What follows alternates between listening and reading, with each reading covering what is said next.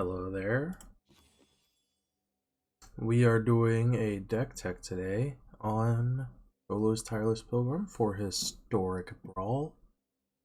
And you might be thinking to yourself, Golos, big whoop, you know, everybody has at least heard or played Golos at least once.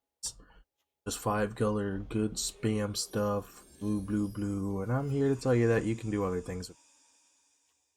Obviously, 5 color commander. That's what kind of special stuff we got going. As you can see by the mana, by the colors of this deck, most of it is colorless. So is this an artifact affinity or affinity deck? No, it is not. We're just storming. This is actually a Golos storm deck. 40 lands so that we can always hit our land drops. And most of the lands in the deck are actually basic swamps. And actually basic snow swamps. So that we can use blood on snow. Blood on the Snow is a great way to get back Golos. Let's not get too ahead of ourselves. We're actually going to start off with a land base. So we're going to run one of snow-covered plains, one snow-covered island, one snow-covered mountain, and then 33 snow-covered swamps. I've done a lot of playtesting. I find that having a snow-covered forest there's too many non-basic swamps in the deck. And there's, I believe, only 2 spells that have a green in the cost, so having a forest early on is not a big problem. Or I mean, it's a bigger problem than having no covered swamp in that spot. We also have the World Tree for fixing, and is our green land per se. Evolving Wilds or Fabled Passage to go fetch out some more swamps. You would think it'd be getting the island or plains or mountain. Sometimes we do that. Most times just to thin out the deck of swamps. And the World Tree obviously is a land that can fix all our colors, so the green is not necessary, but when activating Golos, you don't know what Golos is. That bottom part is what we really care about. Is exile the top 3 cards of your library. You may play them without paying their mana cost. You do need a green for that part. Also, if you don't know, his ETB lets you go fetch any land out the deck, put onto the battlefield tapped.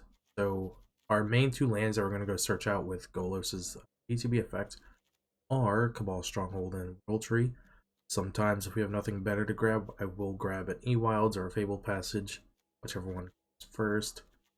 And sometimes in the early game, having a plains, an island, or a mountain are more beneficial than having a forest. That's why I want to keep one of those 3 in here.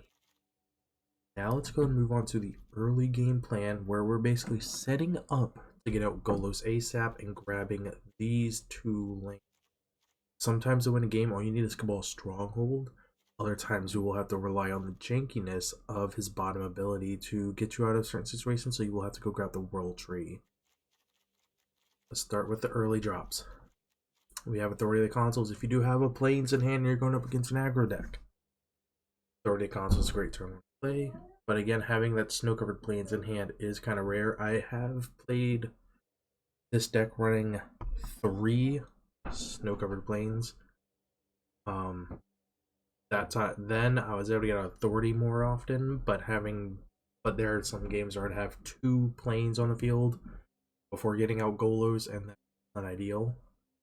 You only want 1 of the non-swamps on the field when you go grab Golos. Chromatic Sphere fixes our mana color, so we can go. So this is one way that we can change our mana for green mana, and also cantrips itself when you do it. Traveler's Amulet, nice turn 1 play, as you can always go grab another swamp, or an island for the next card, which is Renowned Weaponsmith, which adds 2 colorless mana to our mana pool, and you can use that for artifact spells or their abilities.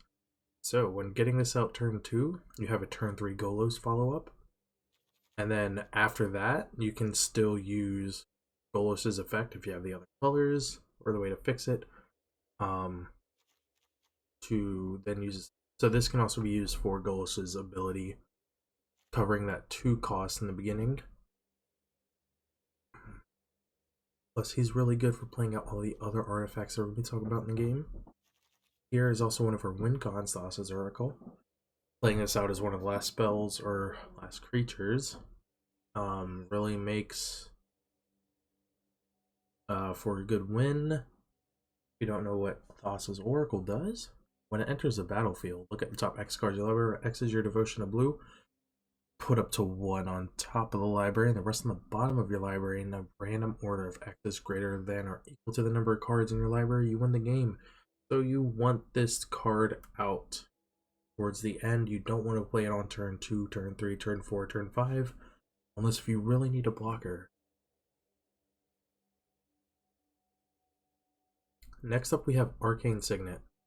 One of the best ramp spells in Commander / Historic Brawl. I'm not going to say in Commander. Commander we have a lot better cards than Arcane Signet, but stick with me. There's a reason why there's a high price point on this card when it first came out. But for 2 mana, adds 1 mana of any color of your commander's identity. Play this in every Historic Brawl deck. I don't care what you say. It needs to go in every deck. It's almost like the Soul Ring of Historic Brawl. Next up is Cold Steel Heart for 2 mana. It only adds 1 color, and you have to choose that color. But it is a snow color. But in this deck, that snow doesn't really matter much. It's just played onto. Then you have 4 mana on turn 3. Golden Egg. ETB draws you a card, and you can use it for fixing your mana or gaining life. Sometimes when you go up against aggro deck, having a Golden Egg in the starting hand will help. I've won a game because I've had that 3 extra life on hand. Guardian Idol serves 2 functions in this deck. First function, turn 2 play, and it ramps. Second function, it can be a blocker. I guess it serves a 3rd function. You can also kill your opponents with this guy. It also gets past a lot of creature board wipes. So having it not being a creature on their turn is really beneficial, especially if they're playing planeswalkers, like Asika planeswalker decks. They overlook the Guardian Idol sometimes, and you'll sneakily take out 1 or 2 of their planeswalkers. This dude. Guild Globe. Fixes 2 of your mana, but they have to be different colors, and it draws a card when it enters the battlefield. Ichor Wellspring draws a card when it enters the battlefield and goes into the graveyard from the battlefield. So it's really good when you have to board wipe everything, or if they have to board wipe, say, all of your artifacts, so that they don't have to kill any of their creatures. Ichor Wellspring gets double triggers off that. Maze Mind Tome. I wouldn't say it's one of our stronger turn 2 plays. I would honestly have like Globe, or honestly any of the other turn 2 plays I would rather have than Maze Mind Tome. But Maze Mind Tome is really good for setting up your draws and also setting up your Golos activated abilities. So for no more investment, you can just scry 4 more times throughout 4 turns and see what Golos is going to hit. Or you can pay 2 more mana into it and draw a card. And it also has a little bit of life gain, which is really needed in a deck where you're trying to set up early. Mind Stone, again, draws played on turn 2, 4 mana turn 3, or you can sacrifice to draw a card in late game. Ornithopter of Paradise. Again, turn 2 drop for 4 mana on turn 3, or you can use that as a block. Either or, plus it's any color. Thematic Compass. I take that back about Maze Mind Tome. Thematic Compass is the worst turn 2 play of this deck. Or I guess it can also be argued that it's the best, because once you have 7 lands, it comes in as an 8th land. And this land is basically Maze Mind Tome, not Maze of Ith, where you can pretty much remove a threat from combat. I have gotten away from lethal. What's her name? Sithis, I believe. Sithis Harvest Hand. I hate that deck. Especially when it goes Voltron, you need a Thematic Compass in there. Plus the Activate ability, pay 3 mana, search for a basic can come in handy if you are getting stuck and get you out of those predicaments. I guess none of the others can. Next up is Trophy Made. Another card to have on turn 3. Only if you have that island in hand, I would play this just so you can get that mana drop on turn 4. Because when we see all the cards later, you're gonna see how many cards Trophy Mates get and which ones can be great at which times. Bontu's Last Reckoning is a nice early board wipe. Having this on turn 3, not playing anything on turn 4 except for a land, can sometimes be better than letting the opponent keep setting up. You're taking away your turn 4 or mana turn 4, which is, it's not that bad. Trust me, Golos costs 5. You can wait 2 turns to get Golos out. And especially against Winota decks, if a Winota deck goes first, you turn 4 board wipe will not help. Turn 3 is going to get you out of that situation. Same thing with Kiki Jiki. Just basically any goblin deck. A Sithis deck that goes wide is pretty good. Use this on, or even just a Sithis deck that's going Voltron, and you can see some of the pieces coming onto it. Just get rid of it ASAP. Bontu's Last Reckoning has saved so many games. Plus, you can use it late game. When you've got all your artifacts set up, you don't need to worry about land. You can still set up on your next turn. Next card up is Dryad of the Elysian Grove. You'll rarely get this out on turn 3 because we only have 1 green land. But if you do, it does help. Plus, it also helps with Cabal Stronghold a little bit if you have like another basic out that isn't a swamp. Honestly, I would take this card out. I just have it in here to make the deck a little bit more consistent. And just in case if they blow up the World Tree, you have an alternative. Also, Cold Steel Heart. Or I mentioned, I usually play this on green. Because what other color am I going to sometimes? Sometimes it might be blue or red. Rarely is it white if I see that I need a board wipe. Most time it's green. Saheeli. Good way to scry. Set up Golos if need be. Plus, making a copy of another artifact can be special. As you can see, or when you will see the other artifacts later on, you're going to see why you're going to want a copy of it for like a turn. And then at next 7, hard to get to, but when you do, you get to go search for 3 artifact cards, put them into the battlefield, shuffle. Usually if you do that, you win the game. Especially in this deck. Then we have Domri, Monarch of Bolas. Again, that green, not going to help out. The passive creatures getting +1/+0, not really going to help out. This deck doesn't attack much. Adding red or green to your mana pool and then creature spells can't be countered. That's the more important part. That's the reason why this is in the deck. Going against Brawl, not really something that you want to do a bunch. Actually, one of my recordings got corrupted with me beating a Brawl deck because of Domri. They didn't counter it when they should have, and I spiraled out with Golos. And then the neg 2, fighting again against Brawl is pretty much the only deck I want to fight up against that are early turn Sithis to stop them in their tracks. Winota is a 4/3, right? Let's look this up. No, she's a 4/4, so you would be able to fight Winota because Domri does give +1/+0, and Golos lives as a 4 or 5. That's the 4/4. Plus Kiki. Have Kiki. Or what was the deck? Not Kiki, but it's the 6-drop goblin. Creature mythic.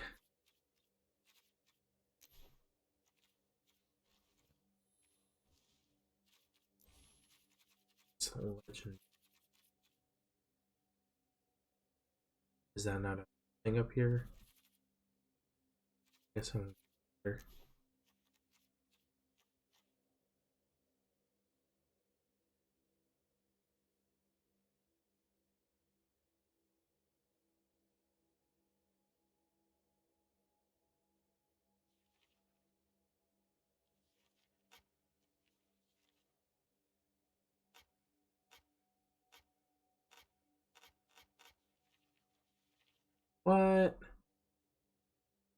Is it really not up here?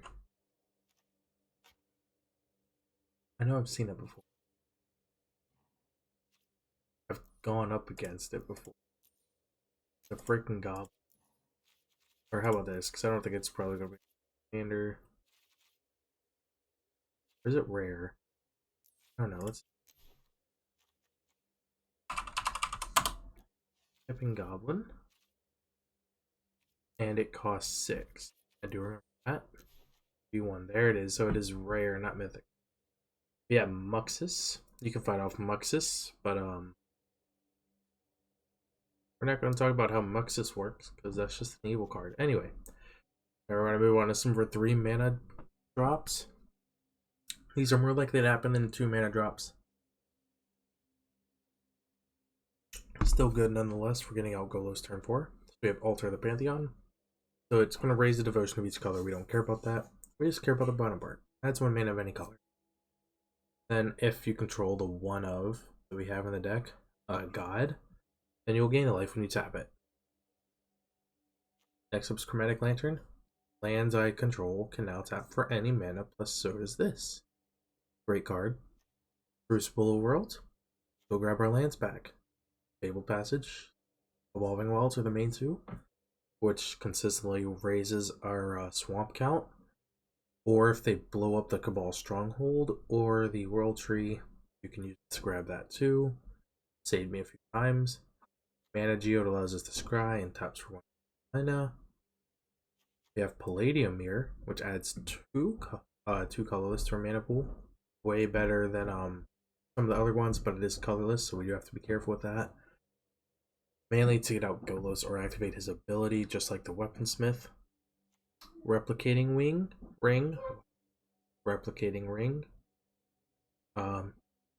It adds 1 mana of any color, and it's also snow. The better part, which if you're going up against a control player, if they do not remove this, or if you keep putting out threats on the boards where they cannot remove it in time, after 8 more turns of this being on the battlefield, so a total of 9 turns, it gives you 8 more mana in the form of 8 more tokens. That's pretty much all you're going to get from this card. Rarely will you have 16 tokens. Scuttlemutt. It adds 1 mana of any color. It is a creature, so it will have Summoning Sickness. But a more jankier use is to make a creature a different color. Say, you know, you have your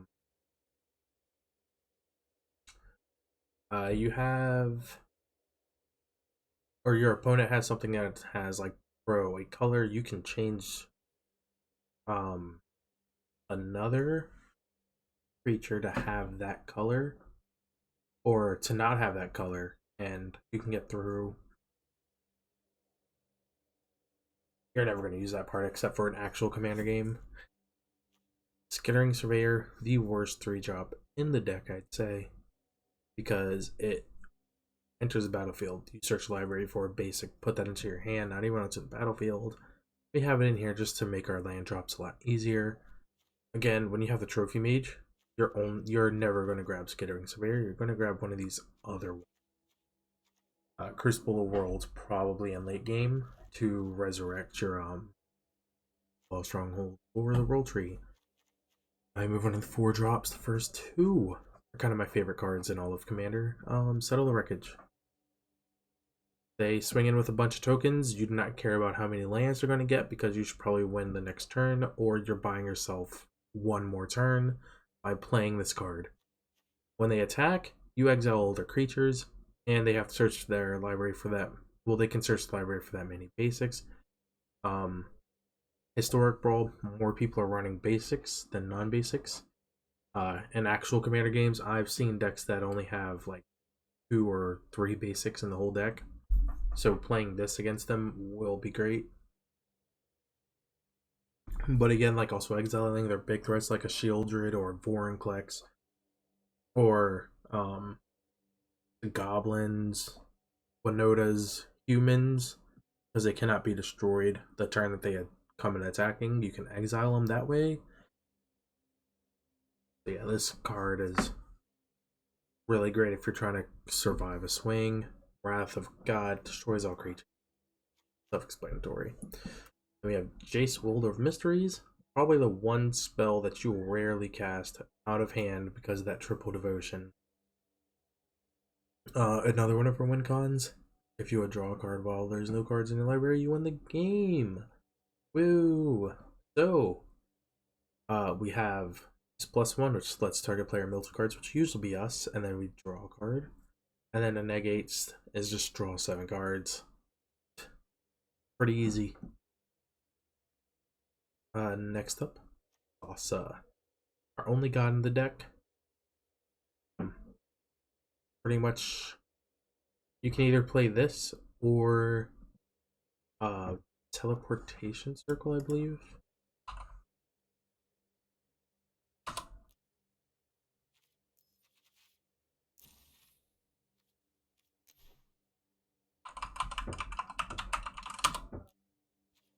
Do I have not collected on it? Teleportation circle, yes. Pretty much another great card. Let's actually craft. Yeah, if you're gonna copy this deck, get rid of Dryad, put in teleportation circle. Because it's basically another Thassa. So at the beginning of your end step, exile up to another target creature you control, then return it to the battlefield under its own control. Or under your control. When you flicker Golos, now you get to go search the library for another land, which is going to most likely be another swamp. And if you play this before you play Golos, now you have all the mana you need to replay Golos if he does get blown up or destroyed. Because when you play him on 5, he gets to go grab that 6 mana. And then having Thassa bring him back from exile when you flicker him, yes, that's 7th mana. So right there, Thassa is a free recast on Golos, which also means that if you are going to get somebody like use counter spells, now if they didn't have the counter spell for Golos, now they're going to want to have to blow them up, then get back Golos, or blow them up, then counter them once they have the ability to. And by then it's too late because you've ramped out a bunch. Or you can probably see it coming and play some of your smaller stuff and then redeploy Golos when needed. Yeah. Kaya's Wrath, great board wipe. Destroys all creatures, and you gain a life for each creature destroyed that way. I don't know if we have this in here. Oh yeah, we do. So this is another alternative. Cost 1 more mana. The reason why I do not have this one is because most of our mana is black anyway. The 2 white is difficult to get even if it was Fumigate. Fumigate, we do have 1 more turn. Sometimes that 1 turn that we waited to play Fumigate is still too late. That's why we play Kaya's Wrath. So like against Goblin decks, Kaya's Wrath is your best board wipe. Wrath of God does get the job done. Kaya's Wrath gets you life and gets the job done. Next up we have Joyra. Your best draw spell in the game. Not in the game, my bad. This deck. So whenever you cast a historic spell, i.e. Planeswalkers, Thassa, any artifact. What else? Yeah, Planeswalker, artifact, Thassa. Oh, and some of our legendary creatures, which are very few. Joyra draws you a card whenever you do that. So you play the game, you get your permanent out plus a card back to refill it. Now each artifact cantrips itself. Now each Planeswalker cantrips itself, which we're going to get into. Nicol Bolas the Ravager. Yes, yes. This creature, when it enters the battlefield, each opponent discards a card. It also pairs well with Thassa. Because now you're just killing their hand while having a 4/4 threat out. You can then pay 4 and Grixis, so 4 blue, black, red. Exile Nicol Bolas and return it to the battlefield transformed. So now we're going to have Nicol Bolas that Arison. +2. Also, he starts off with 7 loyalty. So that's pretty good. But +2, draw 2 cards. Ooh. Nice restock. -3. Golos deals 10 damage to target creature or planeswalker. This kills pretty much any commander.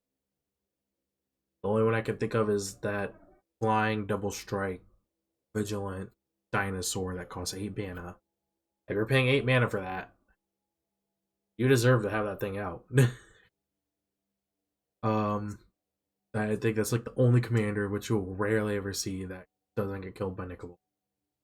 -4, put target creature or planeswalker card from a graveyard onto the battlefield under your control. Not even just your graveyard, a graveyard. So if they have an Explormate in the graveyard, it's yours.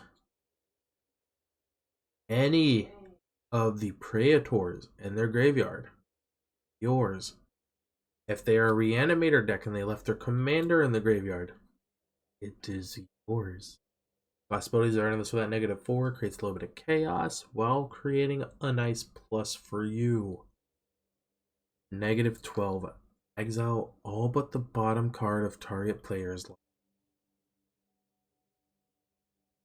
Ooh, you better hope that is not a Thassa's Oracle on the bottom, or mill it away with Jace ASAP so that way they lose the next draw. Again, Bolas is a threat in the air, and also when he's a planeswalker. They have to get rid of Bolas somehow, or else they are going to keep getting negatived out of the game. And what I mean by that is that you're either going to create so much positive that what they do is neutral to your board state, or negative to their board state, or you're going to use Bolas as negative to create a little bit of chaos on their side and make sure they do not regain their own tempo. Cosmos Elixir, probably the worst 4-drop in this deck. At the beginning of your end step, draw a card if your life total is greater than your starting life total, otherwise gain 2 life and scry 1. Against aggro decks, getting this down can be like your only option if you don't have a Wrath or activated, or if you cannot activate Golos. Having out the Cosmos Elixir will gain you those few lives over the 3 turns you probably have to find a board wipe. Otherwise, I wouldn't really cast it. Flex Reservoir, one of your other win cons in the game. The best 4-drop in the spell. Whenever you cast a spell, you gain a life for each spell you've cast this turn. Pay 50 life. Flex Reservoir deals 50 damage to any target. Cool boy. You will storm off and cast 10 spells easily. You will get that win con. Firemind Vessel. It's a nice rock. Comes out for 4, tap for 2 mana of different colors.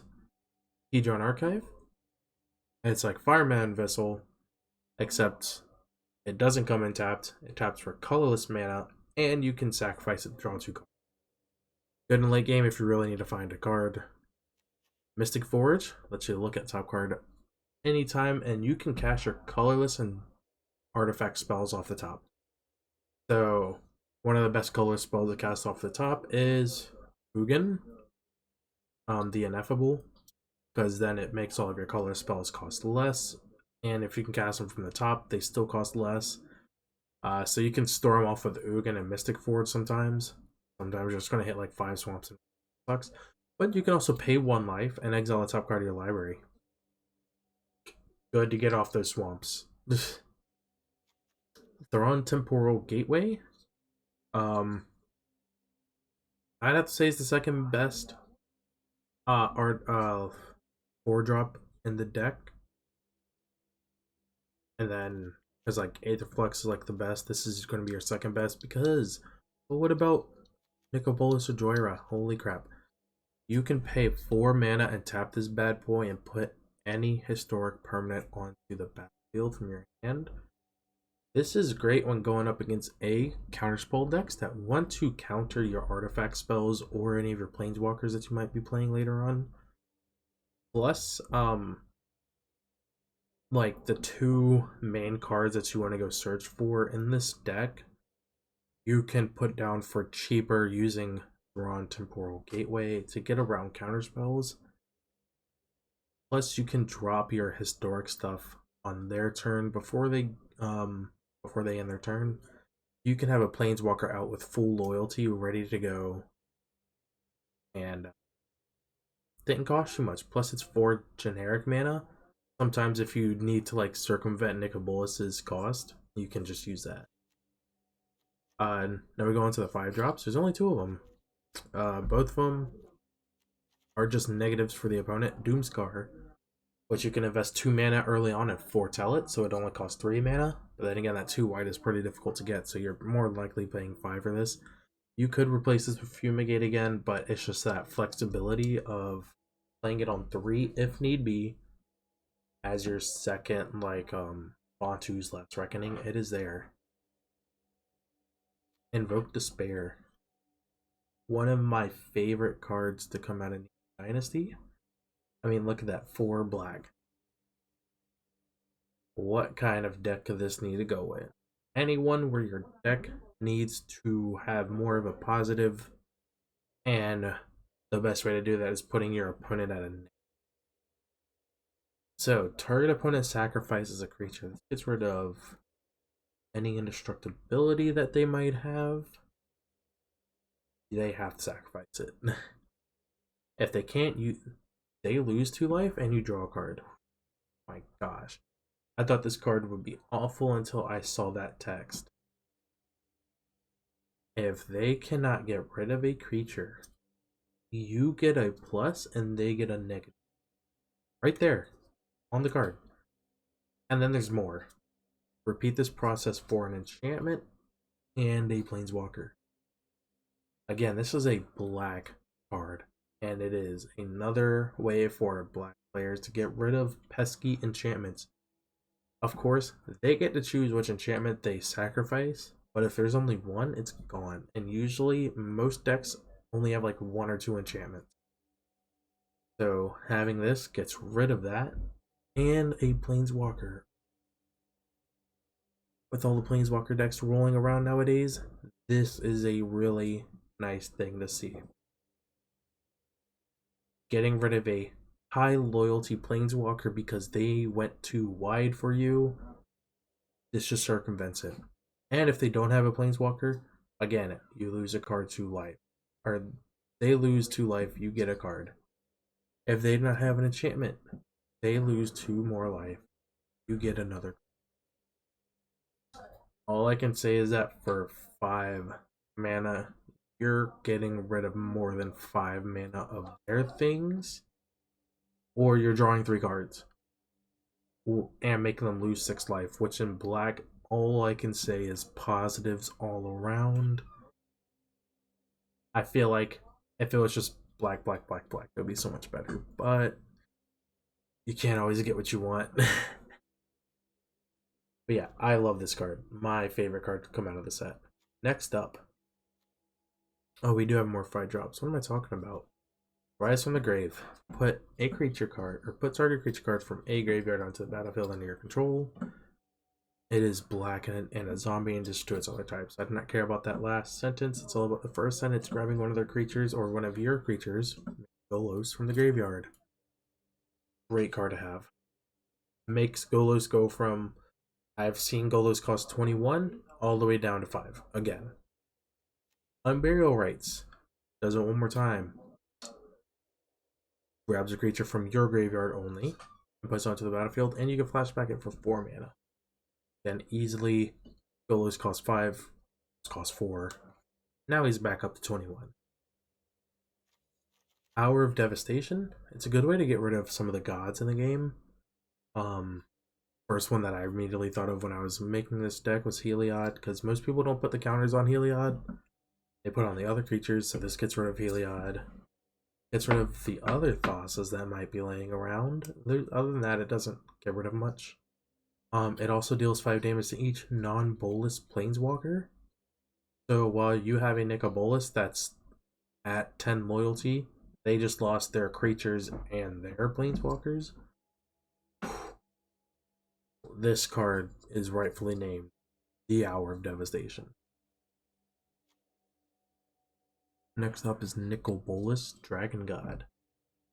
I remember seeing this work in the day and thought it was busted, but it was just that mana cost that really hindered people playing it much. Plus, that's the reason why we have a mountain in the deck. Otherwise, I probably wouldn't have played. And also for the other Necroboluses. So Bolus, Dragon God, has all loyalty abilities of all other planeswalkers on the battlefield. Their planeswalkers, your planeswalkers doesn't matter. Bolus has it. He has a +1, which says draw a card. Then each opponent exiles a card from their hand or a permanent they control. Again, you plus they negative. That's how Bolus does it. That's how we want it here. We want to create as much of a tempo swing as possible, no matter how gradual or quickly it comes. Next up is this Neg 3. Destroy target creature or planeswalker. Sometimes the creatures are annoying, sometimes the planeswalkers are annoying, so we can get rid of them. Especially Kaya, the one that has the Neg 3, which exiles target non-land permanent. That one is a pain in the ass because it can get rid of our Thassa, or one of our win cons, or it can get rid of Bolus if they play theirs second, which sucks. But how the game is. And -8, which is one that you'll rarely get to, but if it does happen, each opponent who doesn't control a legendary creature or planeswalker loses the game. Right there. It is another win con in the deck. The one that is least likely to happen. You're more likely to deal damage than to kill with this.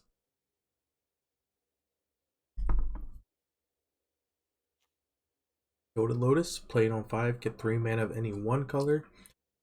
Pretty good if you do suspect somebody be holding up a counter spell and you just want to get it out the way. Play Go to Lotus.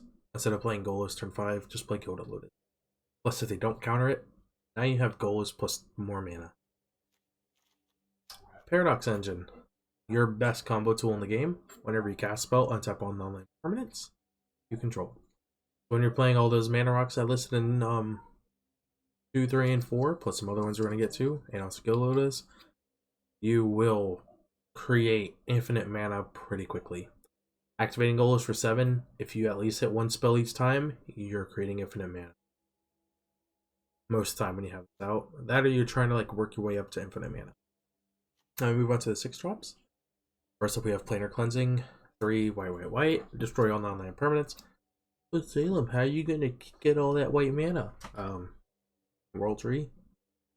Chromatic Lantern, which I'll have to sacrifice to this, but if they have more of a plus than I do, I will risk my board. So that way we can reset to neutral. Let's say about this card. Probably my second favorite black spell of all times. Blood on the Snow. Ooh. So you can destroy all creatures or you can destroy all planeswalkers with this spell. Then you can return a creature or planeswalker with X, with mana value X or less than from your graveyard, or X number of snow you spent on this spell. Because most of our mana base is snow based, hitting 5 of the 6 to be snow is all we need. We do not have any 6 drops that are creatures or planeswalkers. Yeah. Oh, we do have one, but rarely will you get them out. So, or rarely would you want to get them back with Blood on Snow. Maybe that is your only choice. But most of the time you want to have that 5 snow for Golos. Having 5 snow-covered swamps is easy in this deck. Or you can go for Bolus if you're feeling a little bit spicy. Or you have the mana to play Golos. Others I've gotten back is Bolus, Joyra.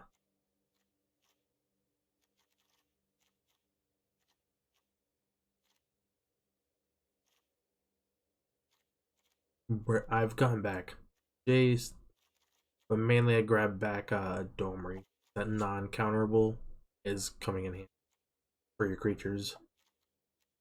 Next up is Bolus's Citadel. So for 3 black, legendary artifact, which you can put down with Thrawn's Temporal Gateway. Wink. I can look at the top card of my library at any time. I can place lands and cast spells from the top of my library. A spell was cost, I use my life rather than paying mana. So this is great with 8th Flex Reservoir. Once you go past like 5 or 6 spells, you storm off. with cards like Mind Stone, um, Maze Mind Tome. You can also use Golos to get stuff from off the top. Mystic Forge is a great one, especially when you also have Paradox Engine. Then you're just truly going infinite. But Bolas of Citadel, must kill on site card. If you didn't play during War of the Sparks, you missed out on a nice meta. That's all I'm gonna say. Dreamstone Hedron played on 6, taps for 3, and you can sack it to draw 3 cards. Planar Cleansing, or not Planar Bridge. A really good artifact that allows you to go search for any permanent and put it onto the battlefield right there. You're usually going to use this to go grab Chromatic Orrery or Paradox Engine. It's pretty much Thrawn's Temporal Gateway, but for the deck. That's why it costs so much to activate. Then we have Ugin the Ineffable. This boy costs 6 mana, and it says that your colorless spells cost 2 less to cast, which is really great when you're trying to storm off. Or just put down stuff from your hand to keep cantripping with Joyra. There's a lot that you can do with Ugin. +1 creates a blocker, so you're going to exile the top card of your library face down and create a 2/2 spirit. Create your token. When that card, or when the token dies, you're going to take that card that was underneath of it and put it to your hand. So it's kind of like card draw in a sense, but he takes your deck and makes blockers. Then -3, you can destroy target permanent that has 1 or more colors, which is pretty much anything that the opponent might have that might destroy your plan. So like Vorinclex, it's 1. Both Vorinclexes actually. Any Praetors you want to get rid of ASAP, so Ugin gets rid of those. Any other Planeswalkers. And most people's commanders are colored, so Ugin can get that job done. Plus you can put him down with the Gateway. Instead of paying 6 mana for him, put him down for 4. Then we have Nicol Bolas, God Pharaoh. Your best planeswalker in the deck by far. He creates such a tempo shift that he is a kill on sight planeswalker, but being at 7 loyalty when he comes in is pretty hard to deal with. Plus you can drop him in with the Gateway and pretty much only make him cost 4 mana, which I've done before instead of playing Golos turn 5, and you create an advantage immediately. So +2, you get a target exile or target opponent exile a top card from their library until they exile a non-land card. Until end of turn, you can cast that without paying its mana cost. So you're always going to hit some sort of spell. It can be a ramp spell. It can be one of the greatest creatures. It can be some of the worst creatures. It can just be like an equipment, which would do absolutely dick all in this deck. But either way, that's 1 less card out of their deck that they cannot use. That, or you can hit an ultimatum. Like the things that you can hit with this card is endless. When they have no creatures, +2 is probably your best bet. But if you get them down early, +1 is even where I think it's way better. Which says each opponent exiles 2 cards from their hand. Here they have to get rid of 2 cards. Hand disruption is really good in these kind of formats, especially if they're like trying to like plan out their mana curve. Getting rid of 2 cards hampers that, and now they have to rely on their next draw. Plus, if it's at like their last 2 in hand, it's gone now. They're hellbent, so it's pretty good in that sense. And that's a +2. So now he's up to 8 loyalty, and they have to do more to get rid of him while you're taking away their resources.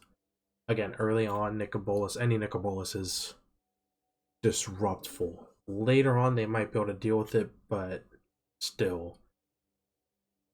The first 2 abilities on this card can create a huge tempo shift in your favor. I'm not going to say a swing, because he's chaotic in that way. So it's not reliable, but a nice shift. -4, he deals 7 damage to target opponent, creature, target opponent, a creature that controls, or planeswalker they control.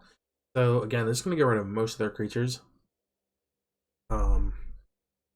Like there's a few creatures that have 8 toughness and higher, Not many, unless they go wide or high.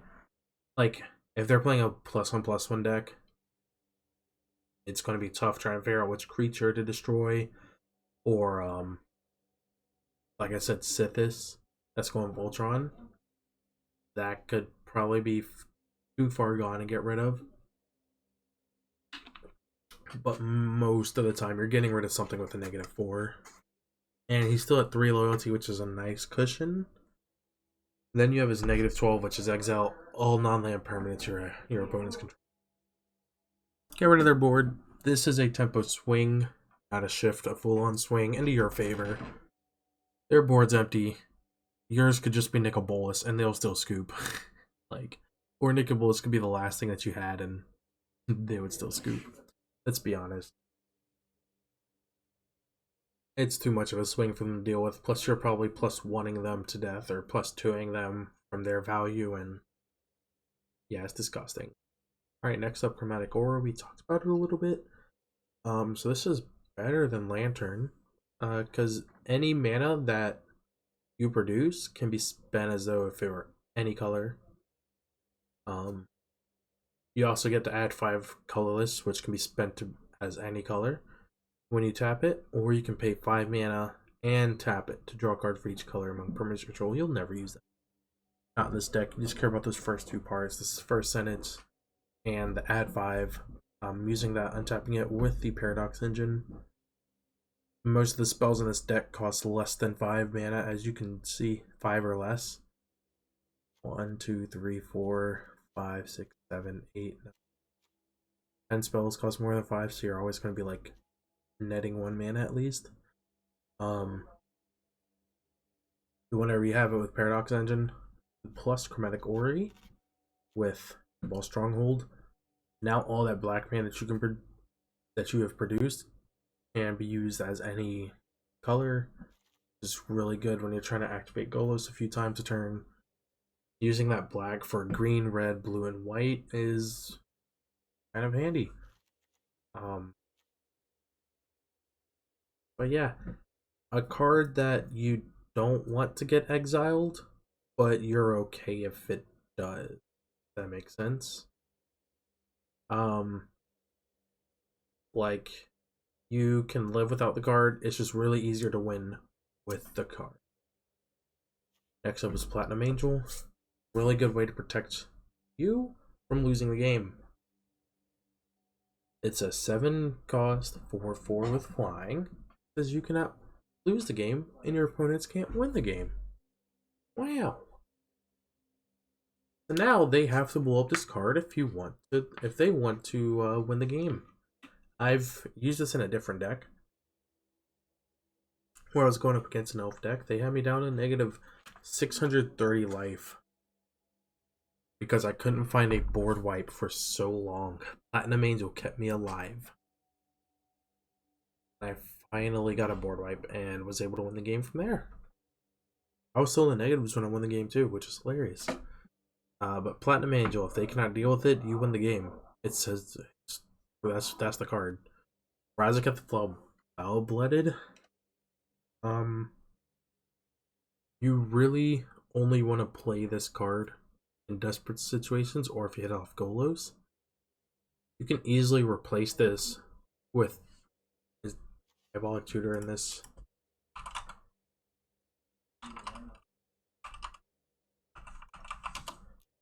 Nope.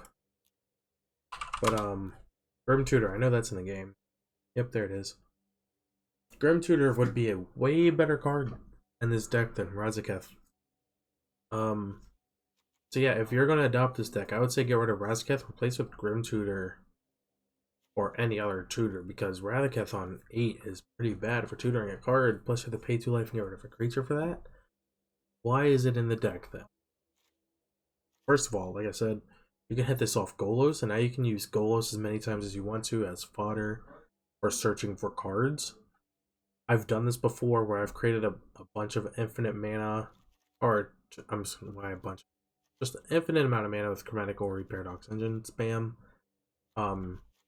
Spamming off the low drops that I had in my hand, that every time I cast Golos from then, I was grabbing a different card, casting the card, untapping all my mana, sacrificing Golos, casting Golos, untapping all my mana, sacrificing Golos to go then grab, another piece.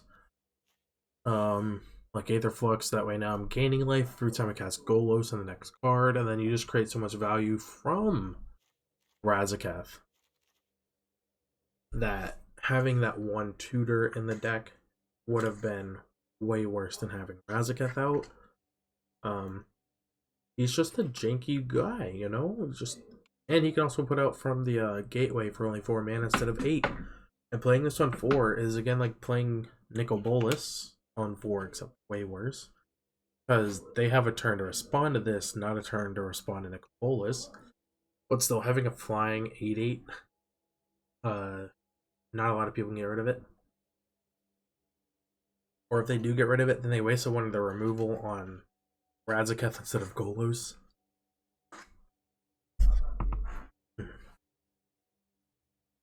Yeah, also 8/8 in the air, beat stick,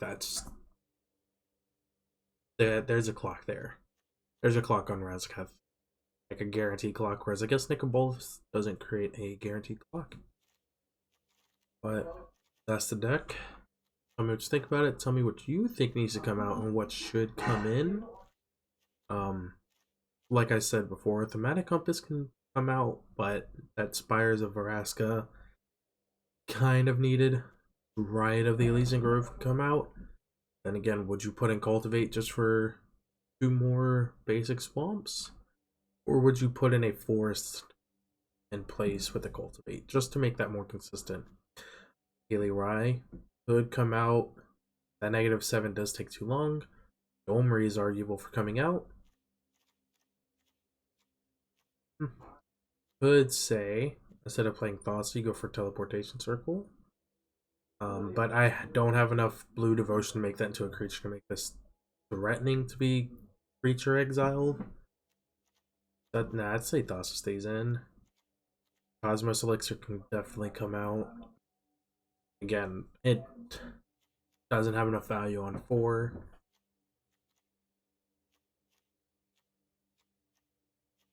Doomscar could be replaced with Fumigate. I can see an argument there.